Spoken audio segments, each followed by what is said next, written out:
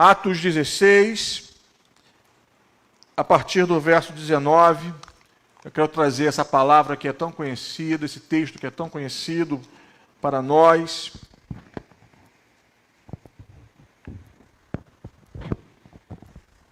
Essa palavra que hoje pode muito abençoar o meu coração e o teu coração. Atos, capítulo 16, do versículo 19 até o versículo 26. Amém? Mas nós leremos hoje diferente. Nós leremos de forma responsiva. E eu vou pedir então, já que o texto está aqui projetado, eu leio os versos ímpares e os irmãos leem os versos pares. Podemos fazer assim? Essa leitura responsiva nessa noite, porque amamos a palavra do Senhor. Então eu vou ler também aqui na tela. E vendo os seus senhores que a esperança do seu lucro estava perdida, prenderam Paulo e Silas e os levaram à praça, à presença dos magistrados.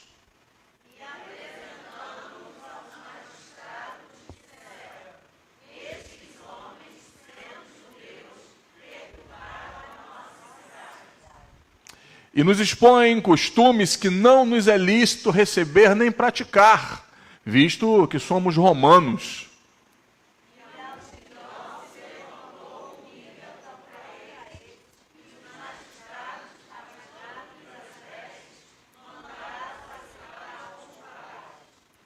E havendo-lhes dado muitos açoites, os lançaram na prisão, mandando ao carcereiro que os guardasse com segurança.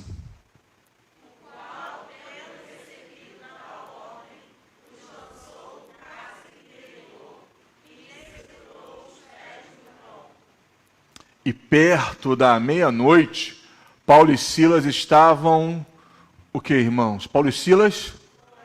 E cantavam hinos a Deus. E os outros presos os escutavam.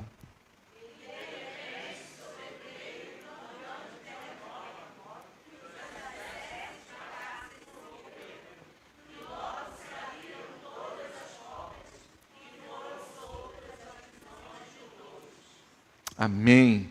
Louvado seja o Senhor.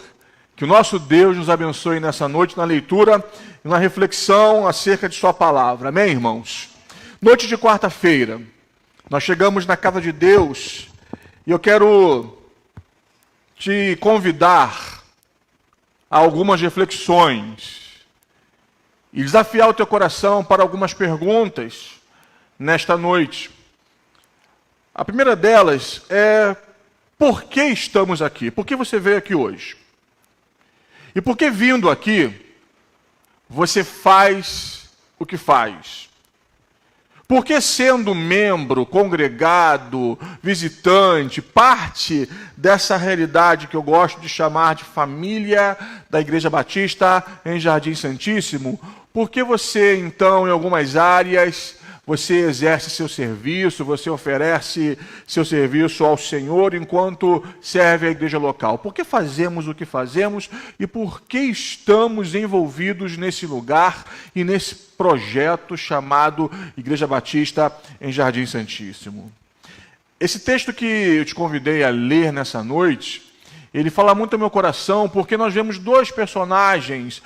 No livro dos Atos dos Apóstolos, em certo momento você percebe a atenção maior, a centralidade em um personagem chamado Pedro, mas em certo momento parece que os holofotes mudam, a câmera muda, a ação de Deus e o registro da ação de Deus através de um outro personagem será mais destacado, aquele que um dia fora chamado de Saulo de Tarso e agora é Paulo o apóstolo.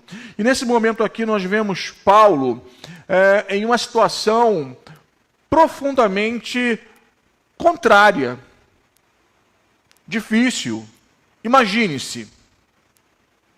você, ao invés de estar em um lugar como esse, em um templo bonito, acolhedor, refrigerado, meus irmãos, grande bênção, ainda mais nesse calor carioca que tem feito nos últimos dias, nós podermos celebrar em um ambiente climatizado. Que bom estar aqui. Mas imagine você em um cárcere, preso pelos pés em um tronco, após ter sido severamente açoitado e injustamente, vivendo isto por conta de uma injustiça, de mentiras, de calúnias, de interesses financeiros. Imagine-se nessa situação. Porque é muito bom, meus irmãos, estarmos em um lugar como esse, adorando ao Senhor. E cantarmos canções que inspiram o coração, canções como esta última, que me remete a boas lembranças. Deus de aliança, Deus de promessas. Mas, meus irmãos, quando nós enfrentamos situações que nos contrariam, que agridem o nosso ego, que nos tiram de um lugar e realidade de conforto, quando nós passamos por provações, porque o crente passa por tentações, e tentações são oriundas do inferno. Satanás é o vil tentador. Mas existem momentos de provação, e provações são situações que se estabelecem em nossa vida sob a permissão e cumprindo um propósito de Deus.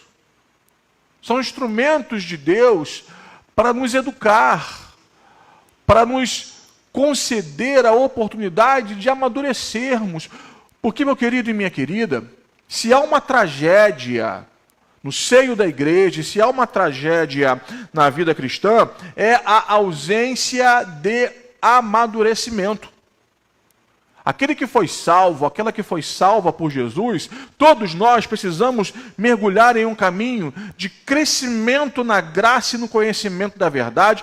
Precisamos mergulhar em um projeto e um processo de amadurecimento, e nesse processo de amadurecimento cristão, vermos o coração de Jesus formado em nós, o caráter de Jesus formado em nós, de modo que, gradativamente, a cada dia nos pareçamos mais com Jesus Cristo. Esse é o alvo de nossas vidas.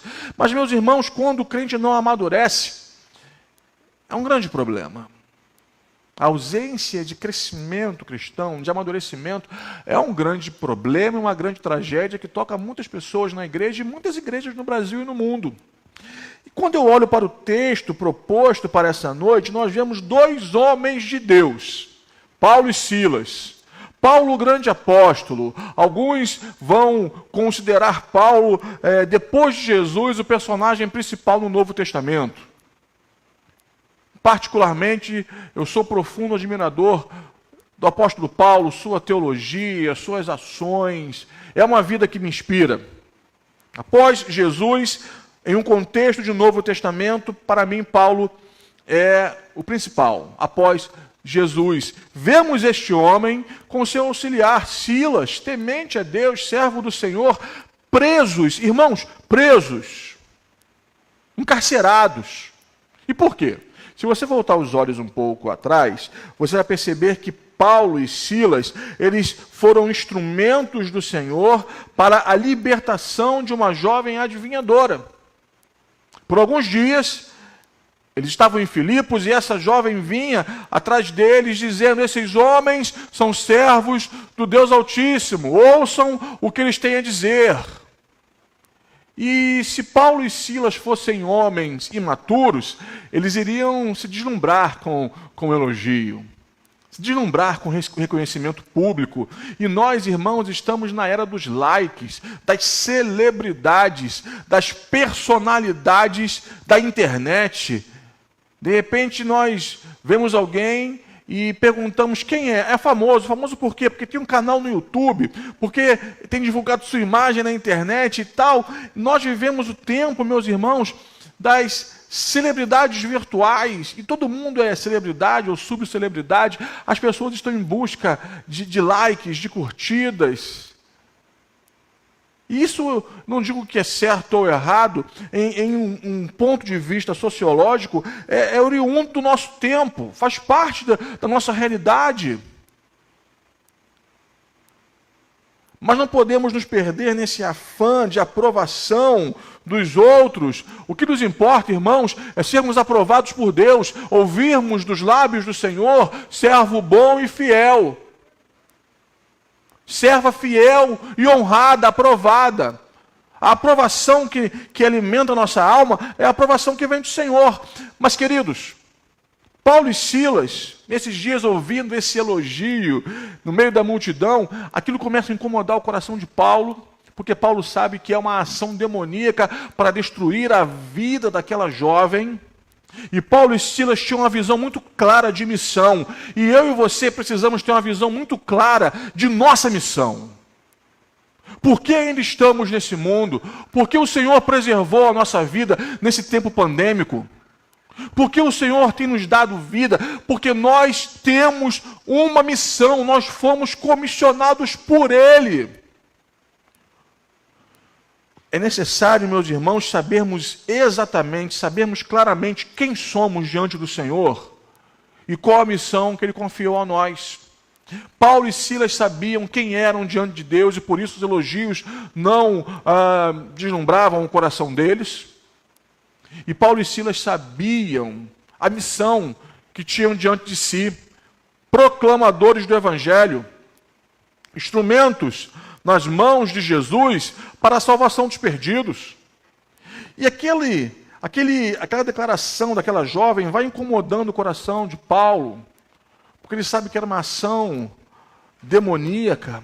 E em certo momento, meu querido, minha querida, Paulo repreende aquele espírito das trevas, aquela jovem é liberta. O que acontece?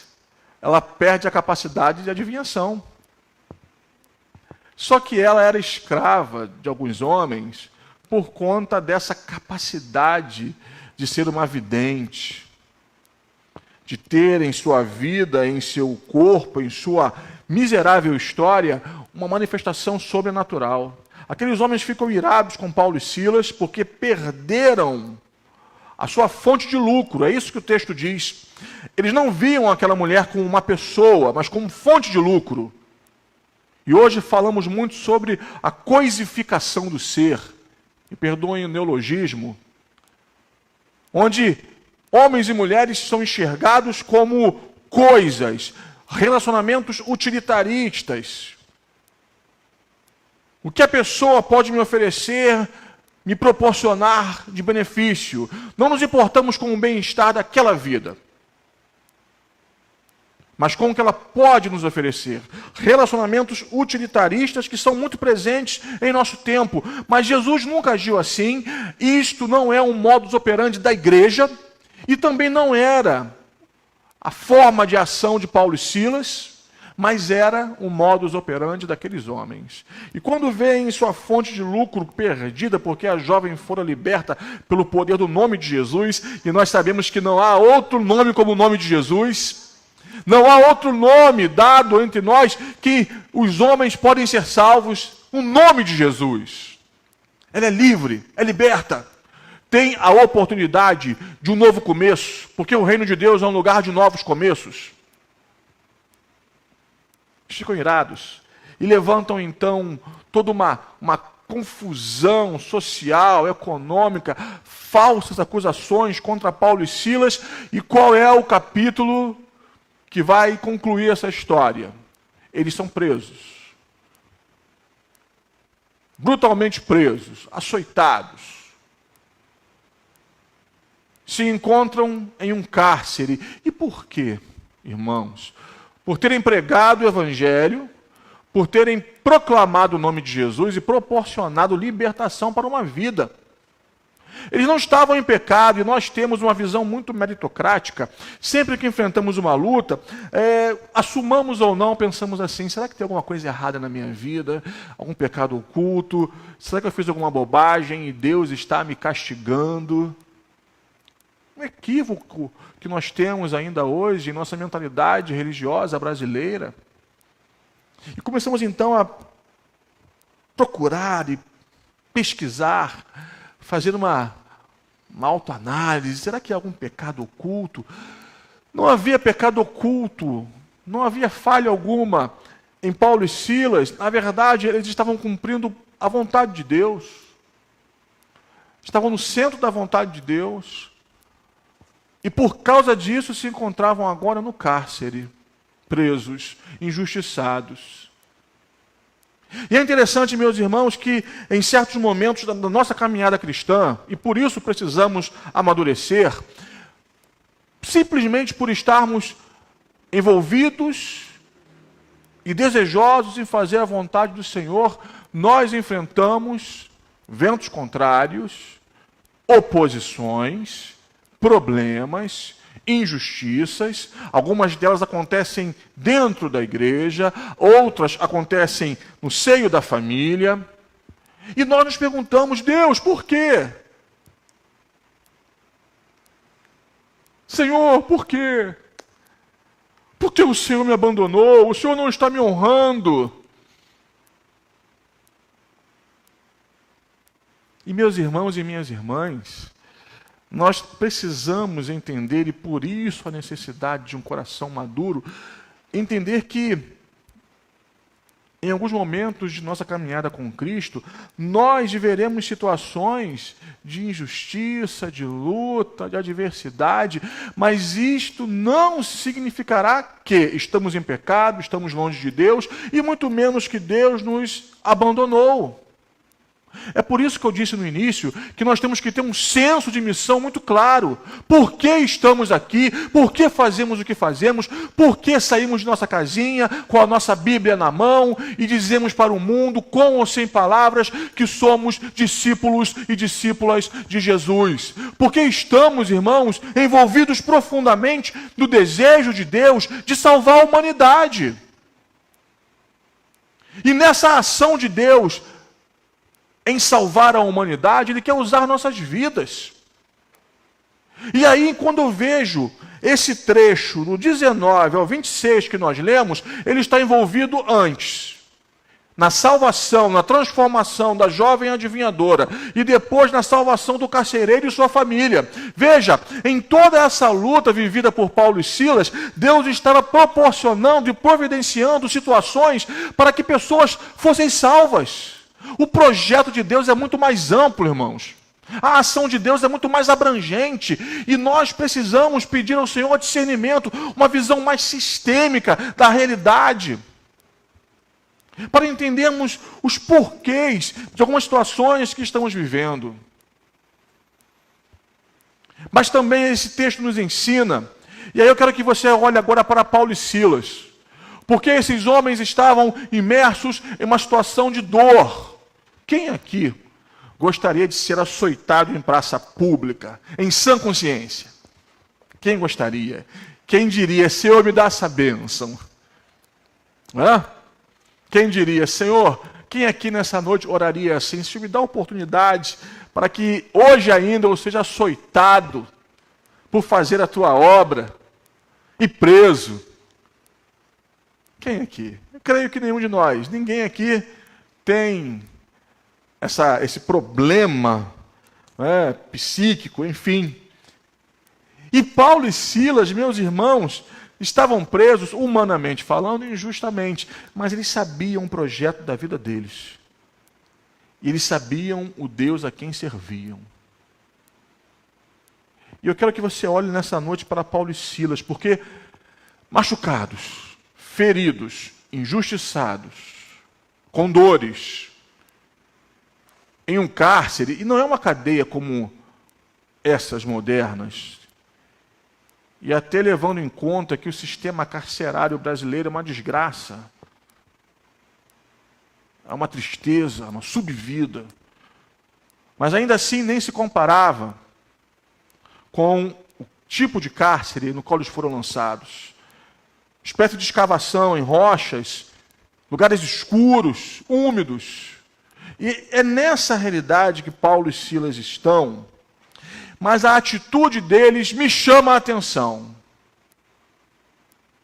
Porque o texto diz que próximo à meia-noite, eles estão orando e cantando louvores ao nosso maravilhoso Deus. Aleluia! Meus irmãos, é tão bom cantarmos louvores ao nosso Deus neste lugar. Mas será que nós cantaríamos com a mesma intensidade e devoção se estivéssemos no cárcere profundo, presos pelos pés, com as costas lanhadas, injustiçados por amor a Jesus? Será que nós teríamos essa visão de eternidade, esse desprendimento da alma? Paulo e Silas cantavam louvores a Deus, eles oravam e todos os presos ouviam.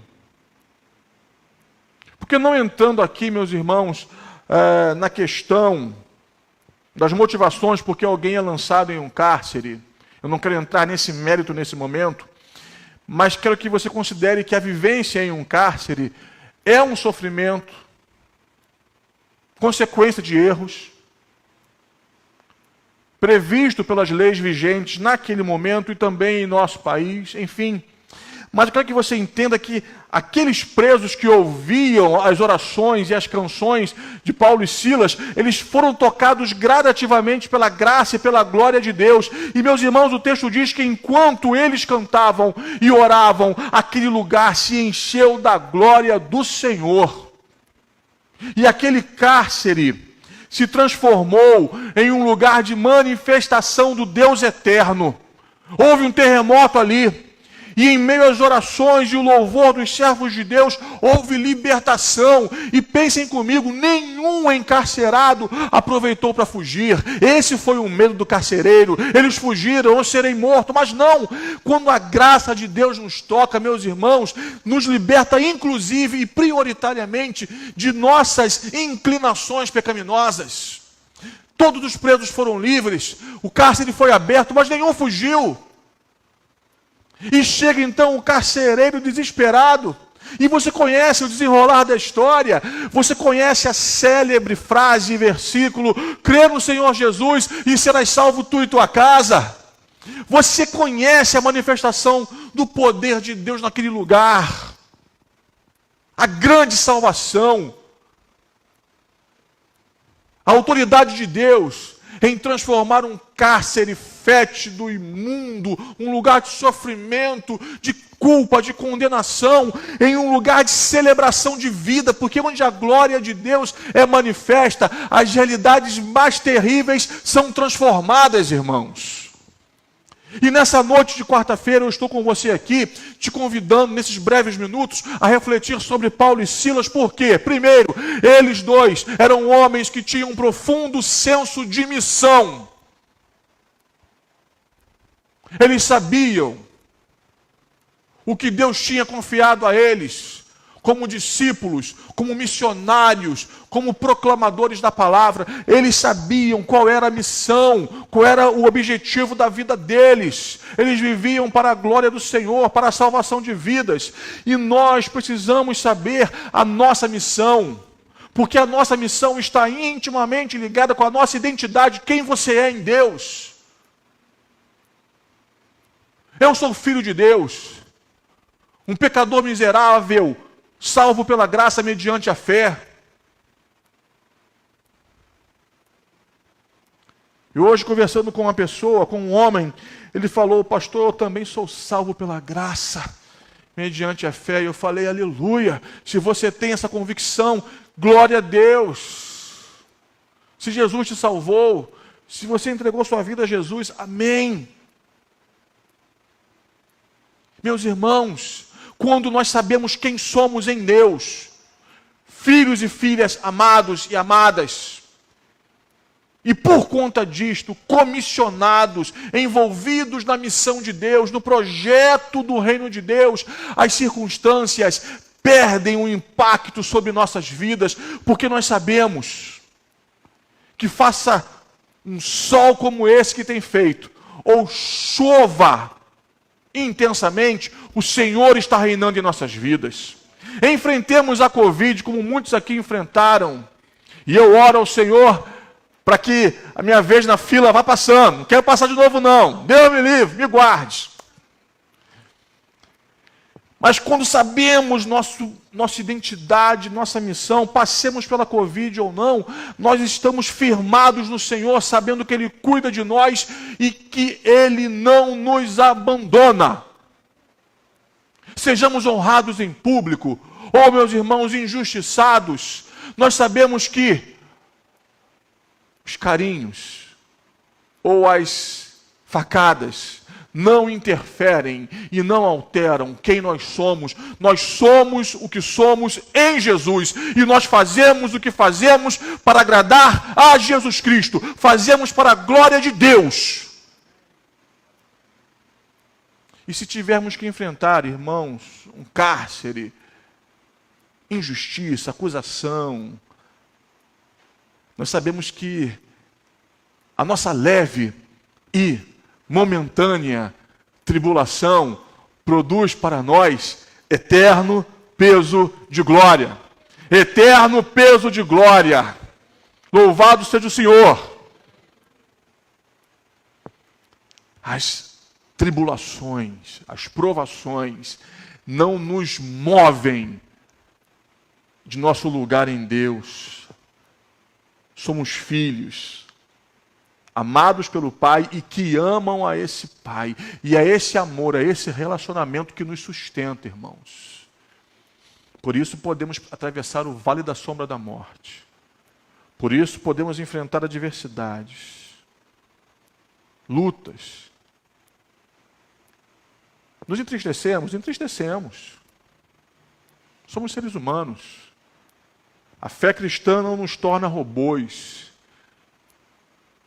Em alguns momentos, os joelhos fraquejam. Mas, independente dessas nuances de nossa humanidade, nós continuamos no Senhor, porque quando nossas forças não existem mais, Ele nos sustenta. E Paulo e Silas entendiam isso, e por isso, em meio à luta, em meio à provação, no meio do cárcere, o que eles faziam, irmãos? Reclamavam. Quantas vezes nós reclamamos, não é verdade? Puxa vida, hein, Deus? Podia ser melhor. Deus tem sido assim tão bom e em alguns momentos nós não enxergamos a expansão da bondade do Senhor. Paulo e Silas murmuravam: eu vou continuar sendo cristão, discípulo de Jesus, para com isso. Esse negócio de pregar o evangelho, estou fora. Estamos na era dos desigrejados, irmãos.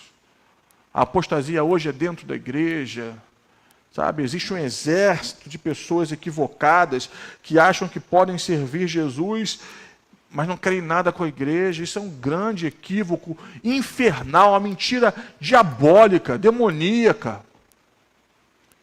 Porque se eu amo o cabeça, que é Cristo, eu preciso também amar o corpo, que é a igreja. E a igreja não é perfeita. Longe disso. Igreja é perfeita. Não existe. Se você procura uma igreja perfeita, meu querido, boa sorte. Agora é o seguinte, você que está aqui, você que está em casa, se você achar uma igreja perfeita, a primeira coisa que você vai fazer, qual é? Pastor, eu vou entrar. Não! Se afasta dela. Porque se você entrar, vai estragar tudo. Porque, meus irmãos, a limitação da igreja, ela é reflexo das nossas limitações. Por isso que a igreja é a comunidade da graça, porque todos nós fomos salvos pela graça. E nenhum de nós merecia estar nesse lugar. Nenhum de nós. Não somos melhores que ninguém. Precisamos uns dos outros. Ah, meu irmão, você precisa do teu irmão. Daquele que você tem antipatia.